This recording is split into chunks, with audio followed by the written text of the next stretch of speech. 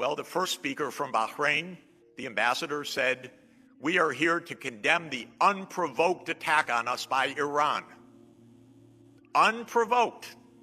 Instead, we have a board of peace to make sure that the UN does nothing. An initiative to break the United Nations and to make sure that Gaza is properly run by Mr. Kushner. So we're not going to see an end of this war until the Gulf countries also say this war needs to stop and Israel needs to go home. The first point, though, is there is no point to this war of any validity whatsoever, remotely. This is a completely, totally unjustified and irrational war of aggression by Israel and the United States against Iran. It is not because of anything that Iran did, anything. And quite the contrary, Iran was begging for negotiations, not just in the last 2 years, but in the last 15 years. I am contacted frequently by Iranian top diplomats. Is there any advice you have to help us with the White House? Is there anyone we can see? Because they were interested in negotiations. This war has nothing to do with Iran's nuclear program at all, because the supreme leader who was killed, murdered, was the first to say Iran does not want a nuclear weapon, it is against Islam. And he issued a religious decree, of course, famously, to make that point. And Iran has behaved consistent with that, despite every possibility of doing otherwise, and every threat that Iran has seen. 10 years ago, actually 11 years ago now, Iran, together with the permanent 5 members of the UN Security Council plus Germany, signed an agreement that put Iran under strict supervision by the International Atomic Energy Agency. And Iran lived scrupulously according to the agreement, the JCPOA, and it was ratified unanimously by the UN Security Council. So what happened?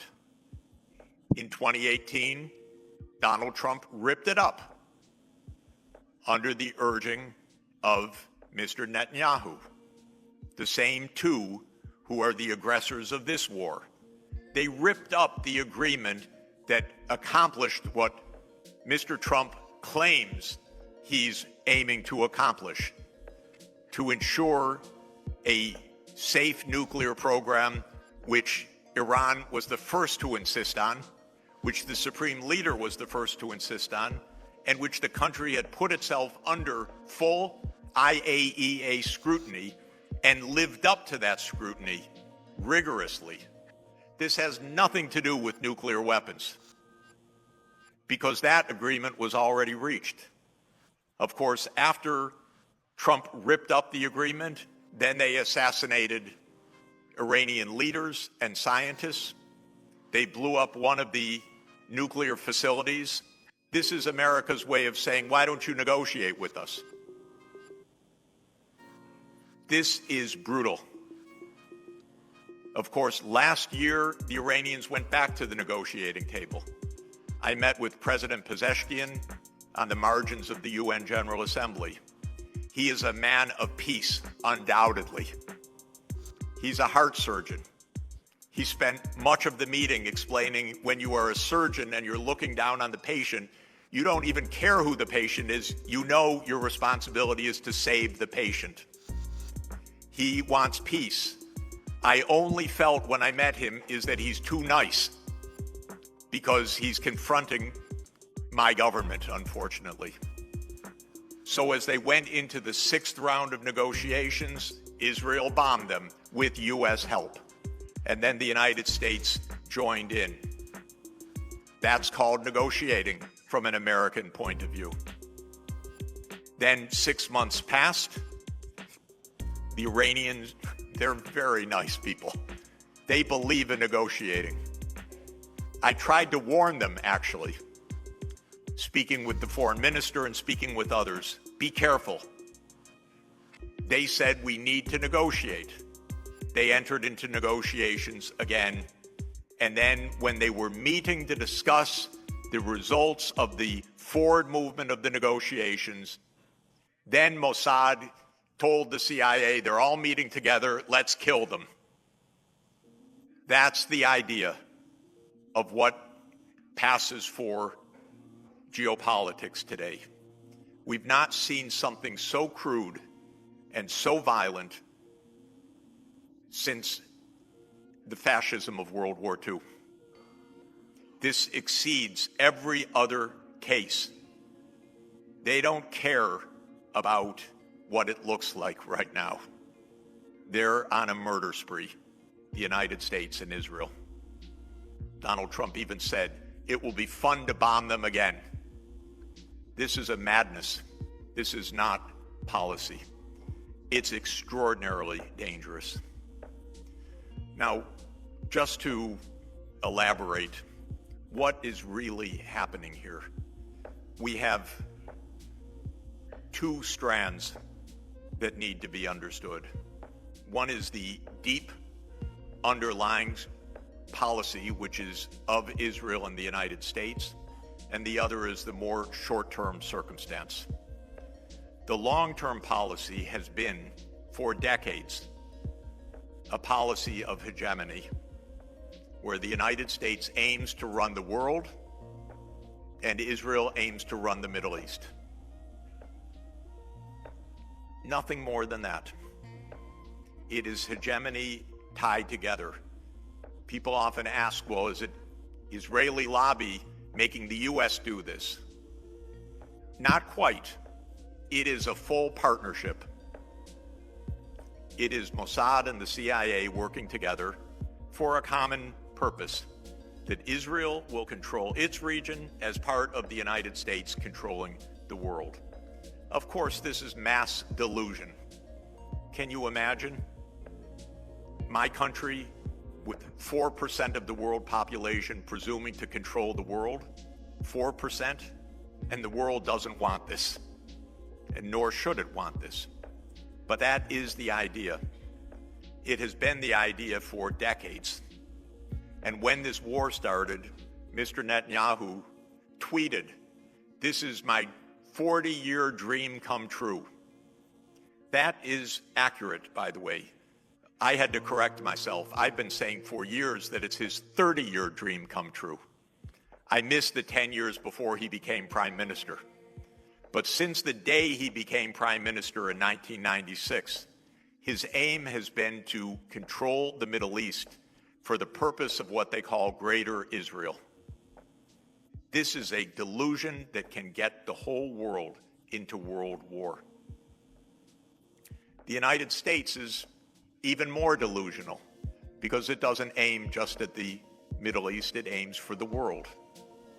And right now it aims at China for no reason whatsoever, because China's no threat to the United States. China doesn't have the least interest in destabilizing the U.S. China doesn't have the least capacity to threaten the United States, to endanger the United States. But yes, China would like to develop, and it's doing so splendidly. It's doing so brilliantly. It's doing so to the benefit of the whole world, by the way, because the technologies that it's bringing are of benefit to the whole world. But this upsets the U.S. idea of hegemony. So the U.S. is taking action. It has invaded Venezuela and Iran for a related purpose: stop the oil flowing to China, control yet another choke point in the world economy. It is delusional, but I'm trying to explain these are the real delusions that we have and that have been long-standing. After 9/11, we know, because we were told by a leading general of the United States, General Wesley Clark, the United States and Israel put together a plan for 7 wars. They have fought all of these wars now. The original plan was 7 wars in 5 years. They had the timetable wrong. because they thought it would be one after another. But it turns out that when you're delusional, the wars don't go the way you think. But right after 9/11, Wesley Clark was shown a memorandum that said Libya, Somalia, Sudan, Lebanon, Syria, Iraq, and Iran, to overthrow the governments of those 7 countries. Why? Because they support the cause of Palestine, an absolutely just cause that is part of international law. But from Israel's point of view, that is a threat to greater Israel. Netanyahu's core ambition is a greater Israel that includes all of Palestine, as well as parts of Syria, Lebanon, and who knows where else. And our U.S. ambassador to Israel 2 weeks ago, you may have seen, expresses part of the reason why the U.S. and Israel are joined so closely. Mr. Huckabee represents what is called Christian Zionism in the United States. It's a particular vision of evangelicalism. And Mr. Huckabee expressed the view, based on a complete misreading, I would say theologically, of the Old Testament, that, well, Israel has a right to all the land from the Nile to the Euphrates. He was asked again about that. Do you mean that? He said, yes. Do you mean they could take that? He said, yes, if they can take that. That was 2 weeks before the start of this war with Iran. Was he chastised for saying that? Was he fired for saying that? Did somebody explain to him that's not U.S. policy? Not at all. He was no doubt high-fived in the White House, because that is a voter base for Mr. Trump. And so this is part of an ideological view as well. Israel will control the Middle East, and the United States will control the world. Thank you. I attended a UN Security Council meeting about 2 weeks ago when the fighting started that day. I thought, fine, now we'll be able to say this is a brutal violation of the UN Charter. Article 2, paragraph 4 says that no nation may threaten the use of force or use force against another sovereign nation to threaten their territorial integrity or political system. It's as clear as can be. So I went to the Security Council invited to testify. 2 interesting things happened. One interesting for me, second for the world. For me, I was blocked from testifying because the British who were in the chair said, no, Mr. Sachs will not testify, even though several of the governments had asked me to testify. And the second was what was actually said at the table. This is the day that Iran was bombed, brutally, the day that the supreme leader was assassinated, the day that 40 leaders were killed, the day that the granddaughter of the supreme leader was killed. What happened? Well, the first speaker from Bahrain, the ambassador, said, we are here to condemn the unprovoked attack on us by Iran. Unprovoked. As Iran shelled the 5th Fleet Command of the United States in Bahrain. Unprovoked. After an Israeli-U.S. aggression. I thought I must not be hearing right. Then came the French ambassador. We are here to condemn Iran's attack on its neighboring states. Then came the Danish ambassador. We are here to condemn Iran. Then came the British ambassador. We are here to condemn Iran. Then came the Greek ambassador. We are here to condemn Iran. Even George Orwell could not have made this up. This is the day that Iran was attacked. Only 3 countries condemned Israel and the United States for attacking. Russia, China, and I believe it was Somalia sitting in the seat for the African countries. Only 3. I had to think, what is going on here? I'll tell you what's going on. It's very interesting.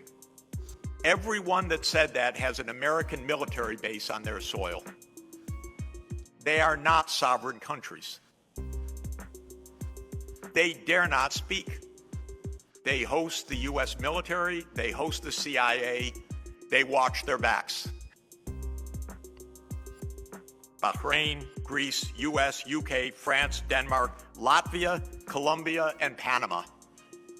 9 of the UN Security Council members host US military facilities. 2 of them are called national, but with US rights. The other 7 are national US, sovereign US military bases. And remember, the US has the military in 80 countries in the world. So I just want to explain, this is how the US empire works. It doesn't necessarily take the territory of the other country and put it on the map, though Donald Trump longs to do so with Canada. And I'll explain why in a moment. But with the rest, they just put their military and CIA in. That's enough for governments not even to speak when a brutal aggression takes place. It makes the world very, very dangerous indeed right now, because there's no honest discourse. And when I toured the Gulf in November, I met with the leaders in Qatar, in Bahrain, in the UAE. I met them about the Palestinian issue. I wanted them to speak up about Palestine. But they told me that they had other important business, like getting data centers approved by the White House, getting NVIDIA chips approved by the White House, and more. So we don't hear even the most basic honesty. After all, ladies and gentlemen, a genocide just occurred.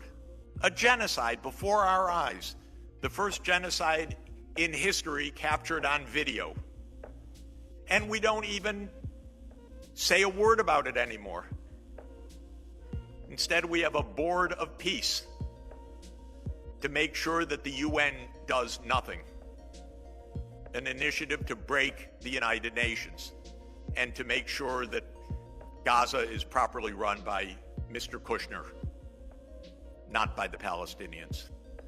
So the situation is not easy. But this is not safe for anybody, especially those who host US military bases. They are magnets for bombs. This is exactly what is happening right now. The Gulf is broadly a US military base, and now it's being attacked as such. It's a bad calculation. It's really important to remember Henry Kissinger's most important adage, that to be an enemy of the United States is dangerous, but to be a friend is fatal. My first recommendation for the world is that all military bases of foreign powers be closed and go home. They serve no purpose at all. They are not defending anybody except the U.S. interests, by the way, these 750 bases. These countries are occupied countries. That's why the U.S. doesn't want to go home, because they serve U.S. interests, not the interests of the host country. But they do not serve the interest of peace, and they do not serve the interest of truth. And we are endangered by all of that. This war will stop when the world leaders follow your prime minister in saying directly and clearly and honestly, this is a war of naked aggression that needs to stop immediately. That's when the war will stop. Unfortunately, it will not stop before then. Just a moment before, I got an alert from a newspaper that Trump has posted again, anyone who is against this war is not MAGA. In other words, anyone who's against this war is against me, and I determine what is for America, even though his entire campaign pledges he would not do exactly this. So we're not going to see an end of this war until the Gulf countries also say this war needs to stop and Israel needs to go home. And if it survives at all, it needs to live within its borders. And it needs to be reminded the borders are the 4th of June, 1967, if it wants to survive. East Jerusalem, the West Bank, the Golan Heights, Gaza are not Israel.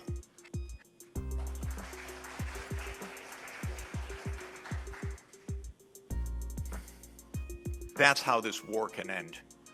And it's a tragedy that the Islamic world is being divided this way, and it's being divided in the absolutely traditional divide et impera, divide and conquer method of empire. It's being played, pure and simple. It should be the GCC and Iran that stand up together immediately and say to the United States and Israel, go home. You're killing us. Stop now. Get out.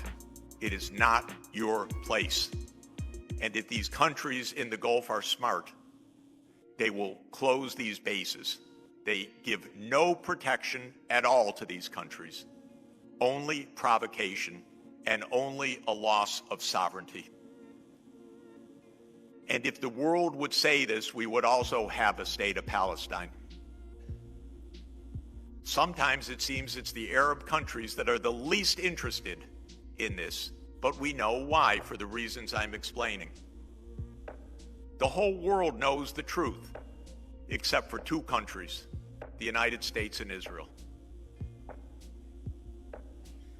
You'd get almost every vote. We'd lose one more because Micronesia has to vote with the United States by compact. Other than that, the whole world would stand up and say, hallelujah, we have justice with the state of Palestine. And this is what needs to be done as a result of this aggression, because it is precisely this aggression which is trying to head off that reality. These are wars to remake the Middle East so that Israel does not have to face any kind of justice and honesty and international law.